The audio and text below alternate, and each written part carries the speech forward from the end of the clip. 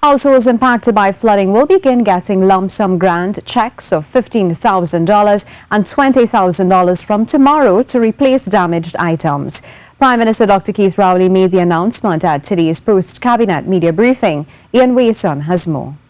Prime Minister Dr. Keith Rowley said Cabinet took a decision on Thursday morning that it would be reasonable and affordable to give flood victims a lump sum grant instead of several small grants.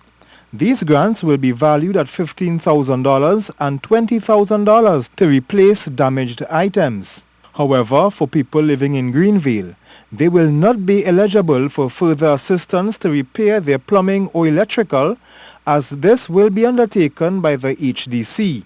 The Prime Minister said Cabinet also took a decision to let tenants live rent-free and mortgage-free until January. He said while the response to the flooding was good, there were some areas where more could have been done. Among those areas, there could have been more rafts to help persons. Those persons chose to remain there. And I understand why, because even though you're in that situation, in many instances you are more comfortable in that situation than in a shelter.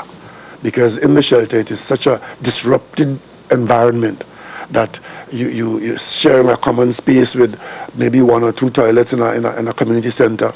People rather stay in their homes and maintain some element of privacy. The Prime Minister reiterated the grants issued are not a compensation, but assistance, stressing there is a difference between the two. Wason, TTT News. Prime Minister Dr. Keith Rowley has said government has mandated that the Ministry of Works look at ways to solve the flooding issues at Greenvale.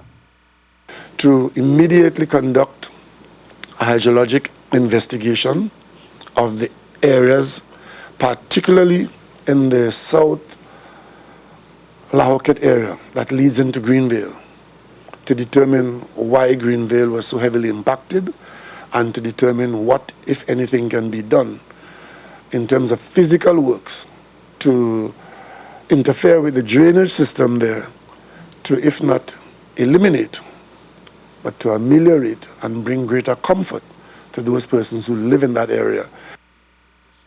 Although he charged the Ministry of Works with the task, it appears the Prime Minister had an idea of the cause of the Greenvale flood. At Greenvale, between Phase 4 and 5, in building the development, somebody, I don't know who the engineer is, the developer, they attempted to make a right turn on the watercourse. So an elbow was created in the watercourse. But so much water came down at such speed and at such volume that water doesn't obey engineers in situations like that.